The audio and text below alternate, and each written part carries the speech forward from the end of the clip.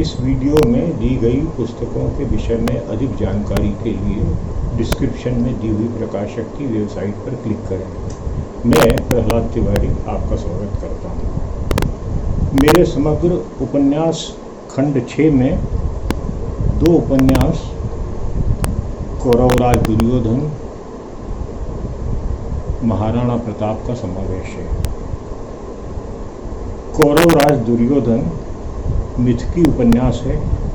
महासमर में महाभारत की कथा को व्यापक फलक पर चित्रित कर दुर्योधन को केंद्र में रखा है। दुर्योधन युद्ध को क्षत्रियोचित कर्म मानता है। उसके अमर्ष में भरे होने का बीज मंत्र है क्षरते इति क्षरम।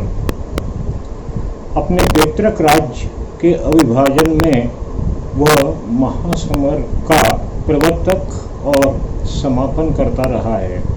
उसका संघर्ष मानवेतर पराक्रम से संपन्न पांडवों से होता है, जिन्हें वह धर्मराज, इंद्र, वायु और अश्विनी कुमारों द्वारा कुंती और माद्री के क्षेत्र से उत्पन्न विजाति मानता है।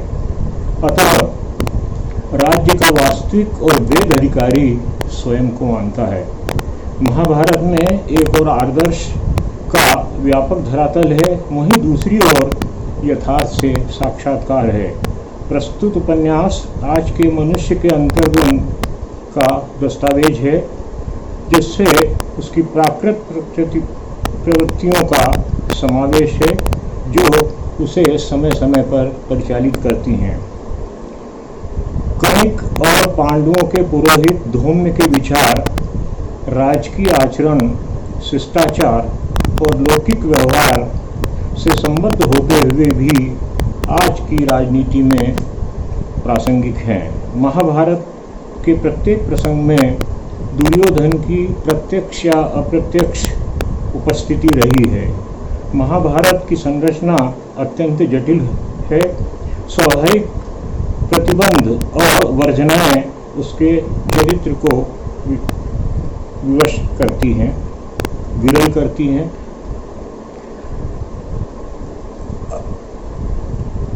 अति मानव के चरित्र पर केंद्रित कथानक प्रायः एकांगी होते हैं। ये पात्र इतिहास मिथक में विजेता के रूप में महिमा मंडित किए जाते हैं। महाभारत में यही स्थिति विद्यमान है। पांडवों के चरित्र को महिमा मंडित करने के प्रयत्न में उन्हें जनमानस के धरातल से ऊपर उठा दिया। उनकी चारित्रिक कमजोरियों को अनदेखा किया गया। पांडव देवताओं द्वारा कुंती और माद्री के क्षेत्र से उत्पन्न होने के कारण महापराक्रमी और अतिरथी हो गए। इस स्थिति में दुर्योधन का उन्हें चुनौती देना एक सामान्य योद्धा के रूप में निसंदेह प्रशंसनीय है। पांडव अपनी विनयशीलता में विवेकहीन हो गए। अर्जुन द्वारा द्रौपदी यानी कृष्णा को स्वयंवर में प्राप्त कर कुंती से उपहासवश कहना भिक्षा लाए हैं चौंकाने वाली दुर्घटना है। और कुंती का भिक्षा मिलकर पाओ सहज कथन पांडवों को अंतिम सत्य के रूप में मानकर पांडवों ने उसे सबकी पत्नी बना लिया। इसके मूल में द्रौपदी की देहयष्टि और आकर्षण पांडवों की स्वीकृति में निहित है। अयोनिजा यज्ञवेदी से उत्पन्न याज्ञसेनी कृष्णा के 5 पति होना आर्य परंपरा के प्रचलित मापदंडों के खिलाफ है, उल्लंघन है।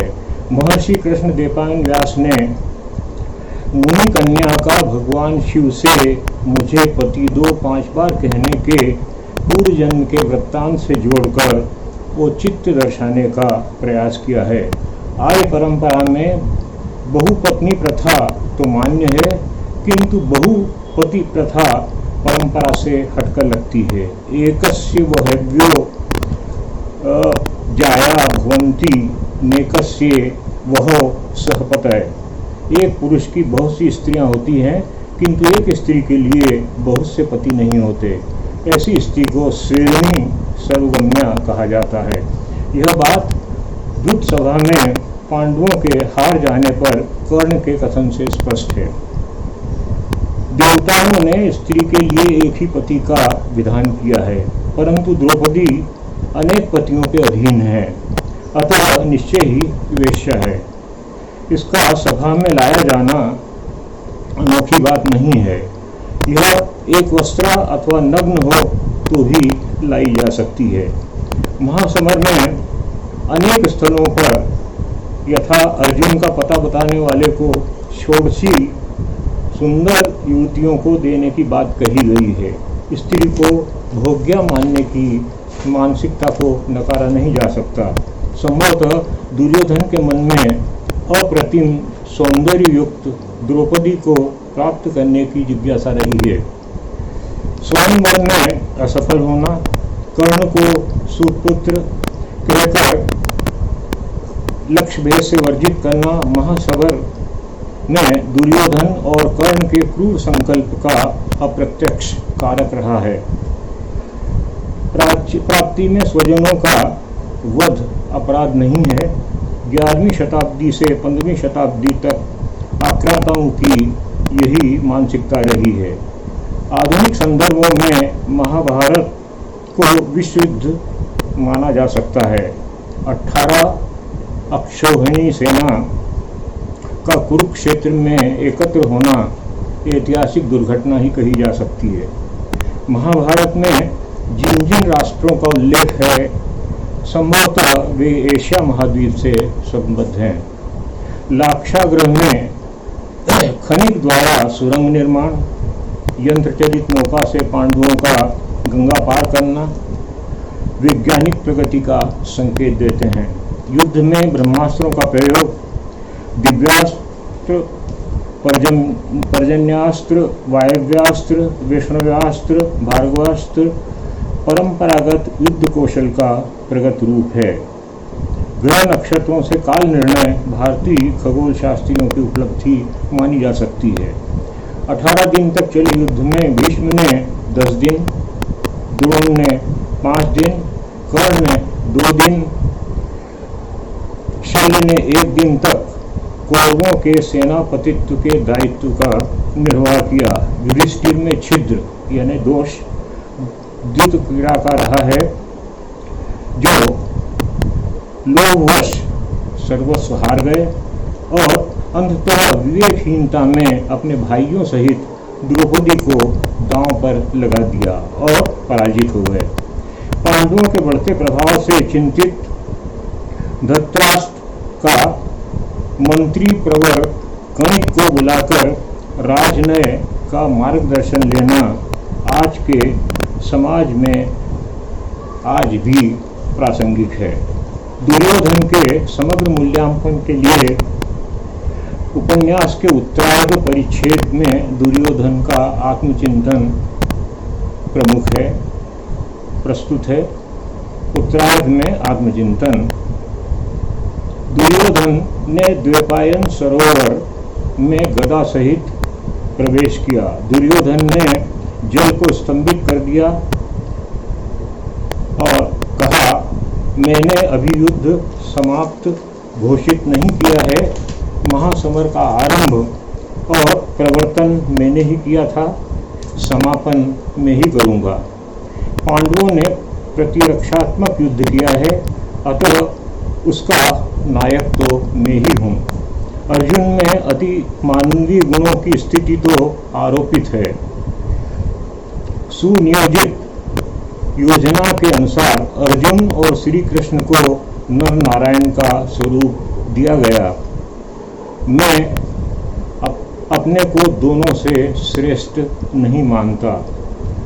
मेरी विजय की अभिलाषा क्षीण अवश्य हुई है, परंतु अभी असमाप्त युद्ध का अंतिम योद्धा मैं ही हूँ। श्री कृष्ण को महान योद्धा, कुशल राजनीतिक, अभूतपूर्व निर्णायक क्षमता से युक्त मानता हूँ। अर्जुन श्रेष्ठ धनुर्धर है, ऐसा आचार्य द्रोण मानते हैं। क्योंकि उन्होंने पक्षपात करते हुए एकलव्य का अंगूठा गुरु दक्षिणा में मांग लिया था। भीष्म और आचार्य द्रोण ने स्पष्ट कहा था कि वे पांडवों का वध नहीं करेंगे।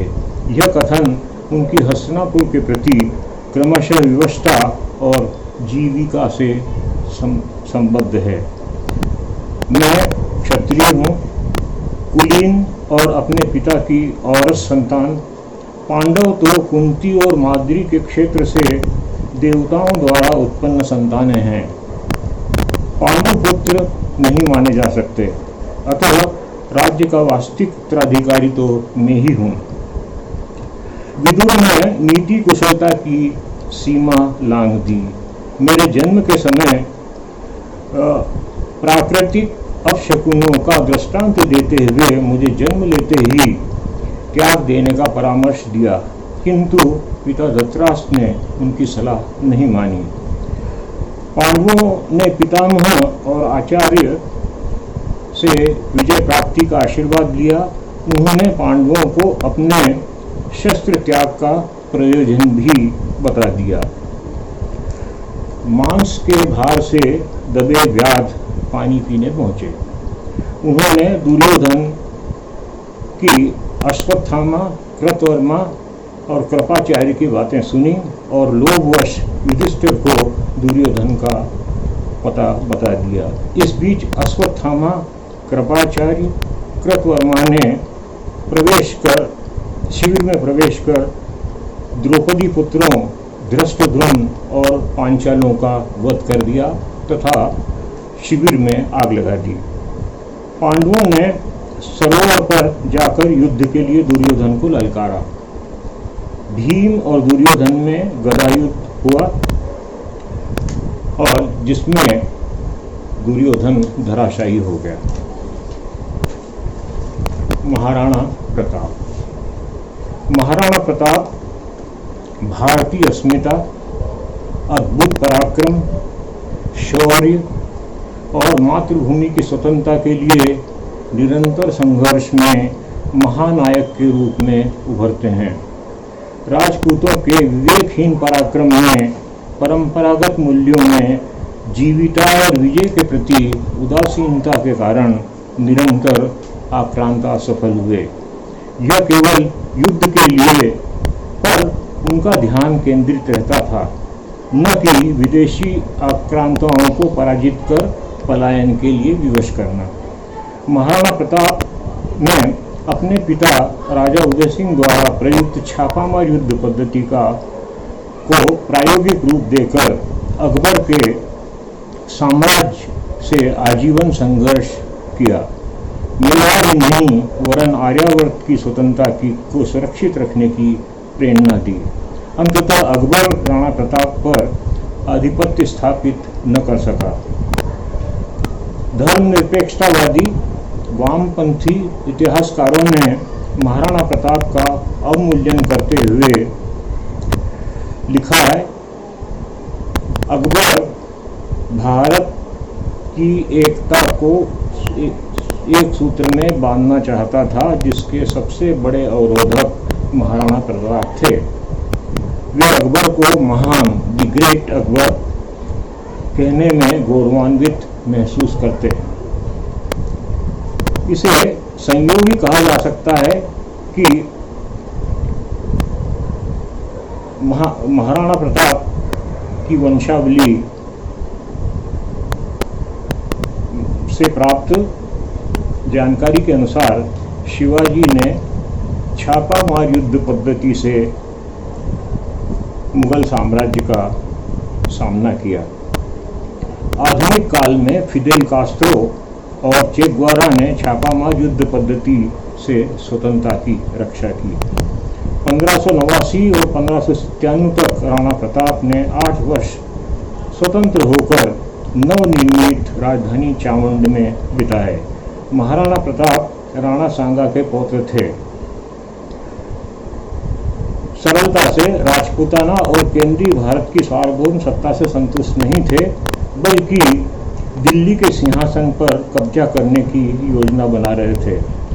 प्रारंभिक जीवन में पैतृक राज्य से वंचित समय चक्र में निर्वासन की त्रासदी से गुजरते हुए 1509 ईस्वी में मेवाड़ के शासक बने। इसके बाद विजय श्रृंखला आरंभ हुई। उन्होंने मालवा के सुल्तान महमूद को पराजित कर बंदी बनाया। वे युद्ध क्षेत्र के अप्रतिम योद्धा थे। अनेक विजित युद्ध के कारण उनके शरीर पर 80 घाव थे। वे युद्ध में एक हाथ, एक आंख और एक पैर गंवा चुके थे। 80,000 अश्वारोही, उच्च पद वाले 7 राजा, 9 राव, 104 रावल तथा रावत सरदार, 3000 लड़ाकू हाथी के साथ उनके नेतृत्व में युद्ध क्षेत्र में चलते थे। मारवाड़ और आमेर के राजा उन्हें सम्मान देते थे। ग्वालियर, अजमेर, सीकरी, रायसेन, कालपी, चंदेरी, बूंदी, गागरोन, रामपुरा और आबू के राव उनके करत बनकर, यानी कर राजस्व देना स्वीकार करने को करत कहते हैं, सेवा में उपस्थित रहते थे। बाबर प्रतिवर्ष कर देने के लिए सहमत था, किंतु प्रमुख सामंत सलहदी ने समझौता संधि नहीं होने दी। सेनापति सलहदी तंवर बाबर से मिल गया। राणा की पराजय हुई। युद्ध भूमि में मृत राजपूतों के कटे शिरों को एकत्र कर बाबर ने मीनार बनाकर नमाज अदा की और गाजी की उपाधि प्राप्त की। राणा मेवात की पहाड़ियों में चले गए। पारिवारिक अंतःकलह में राणा के पुत्र को पन्ना धाय ने अपने पुत्र का बलिदान कर उदय सिंह की जान बचाई। राजा उदय सिंह ने पड़ोसी राज्यों पर अपना प्रभुत्व स्वीकार कराया।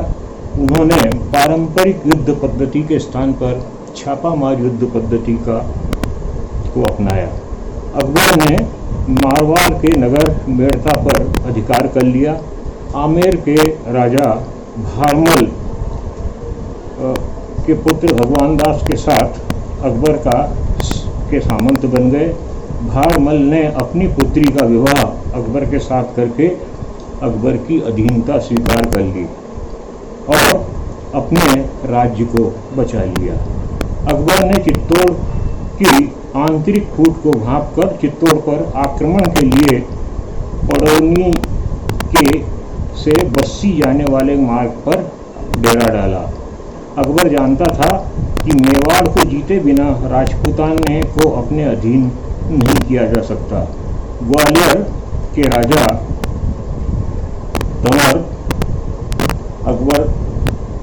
तंवर के किले पर अकबर ने अधिकार कर लिया था। वे राणा उदय सिंह के पास आ गए। वे निर्वासित होकर अपने राज्य प्राप्ति के लिए संघर्ष करते रहे थे, लेकिन सफल नहीं हो सके। रावत पत्ता ने कहा कि सांगा के निधन के पश्चात मेवाड़ गुजरात के सुल्तानों से युद्ध करने में कमजोर हो गया है। उसने राणा उदय सिंह को सुरक्षित स्थान पर जाने के लिए सहमत कर लिया। रावत नेतसी के साथ राणा उदय सिंह सुरक्षित पर्वतों में चले गए और अवसर की प्रतीक्षा करने लगे। मेवाड़ की रक्षा जयमल और पत्ता मेवाड़ की रक्षा के लिए तत्पर हुए। 17 दिसंबर 1567 को अकबर ने चित्तौड़ पर घेरा डाला। अकबर ने किले में प्रवेश के लिए सुरंगें बनवाई। अकबर को सफलता नहीं मिली। घेरा 3 महीने तक चला। साबात निर्माण में उसे चांदी और सोने के सिक्के देने पर भी मजदूर उपलब्ध नहीं होते थे। दुर्ग में सुरंग बिछाने पर प्रतिदिन 200 मजदूर मारे जा रहे थे। इस बीच अकबर ने एक रात में दुर्ग में एक व्यक्ति के रूप में चलती वस्तु देखी। उसने निशाना साध कर गोली चला दी। वह व्यक्ति लड़खड़ा कर गिर पड़ा। वह सेना नायक जयमल था। वो न तो पैदल चल सकता था और न ही घोड़े पर बैठ सकता था। कल्ला ने उसे अपने कंधों पर बिठाकर युद्ध में पराक्रम का अवसर दिया। युद्ध में मेवाड़ का पतन हो गया। 3 दिन युद्ध चला। किले में मौजूद औरत, मर्द, मासूम हर एक का कत्ल कर दिया गया। कत्लेआम में 30,000 मारे गए, जिसका अनुमान जनेऊ के वजन के आधार पर किया गया। स्त्रियों ने जुह भी किया। अकबर ने राणा प्रताप को अधीन करने के लिए भरसक प्रयास किए। राणा ने स्वभूमि ध्वंस का कानून लागू किया ताकि मुगलों को रसद प्राप्त न हो सके। खेती पर रोक लगा दी गई। अकबर ने आमेर के भारमल के पौत्र मानसिंह को सेनापति नियुक्त किया। वह मेवाड़ पर आक्रमण करने के लिए भेजा। इसके पूर्व मानसिंह राणा को अधीनता स्वीकार कराने के लिए दूत के रूप में मेवाड़ गया था। वह राजदूत की हैसियत से राणा प्रताप से मिला। मानसिंह के सम्मान में उदय सागर झील के किनारे भोज का आयोजन किया गया। राजा ने पेट दर्द का बहाना बनाकर मानसिंह से मिलने से इनकार कर दिया। मानसिंह ने कहा, मैं महाराणा की अस्वस्थता की दवा जानता हूं, भविष्य में सावधान रहें। महाराणा के सिसोदिया सामंत भीमसेन द्वारा कहलवाया, आप अपनी सेना सहित आएंगे तो मालपुरे में आपका स्वागत किया जाएगा। आप अपने साथ अपने फूफा अकबर को भी लेते आएं। जहां अवसर मिलेगा आपका स्वागत करेंगे। महाराणा के पुत्र अमर सिंह ने भोजन में उपयोग में की गई सोने और चांदी की तस्तरियों को उदय सागर झील में फेंकवा दी और जमीन खोदकर गंगा जल छिड़का गया। मानसिंह ने सेना सहित प्रस्थान किया। कुछ उत्साही युवकों के कारण राणा को मैदान में उतरना पड़ा, अन्यथा वे छापामार युद्ध करना चाहते थे। अपनी स्थिति कमजोर समझकर राणा पर्वतों में चले गए। मुगल सेना ने हल्दी घाटी में डेरा डाला। रसद के अभाव में सैनिकों ने आम खाए और घोड़े मारकर भी खाए। अंततः मानसिंह वापस लौट गया। अकबर ने हल्दी घाटी के युद्ध के उपरांत शाहबाज खां को 3 बार और अंत में जगन्नाथ कछवाहा को मेवाड़ पर आक्रमण के लिए भेजा, किंतु राणा को पकड़ नहीं सके। राणा मेवाड़ के अरावली के जंगल में चले गए। राणा ने मांडलगढ़ और चित्तौड़ को छोड़कर सारे मेवाड़ पर पुनः अपना अधिकार स्थापित कर लिया। भामाशाह जैसा योद्धा कोषाध्यक्ष था, जिसने युद्ध काल में राजकोष को सुरक्षित स्थान पर पहुंचाया और मालवा में लूट की राशि राजकोष में जमा करवाई।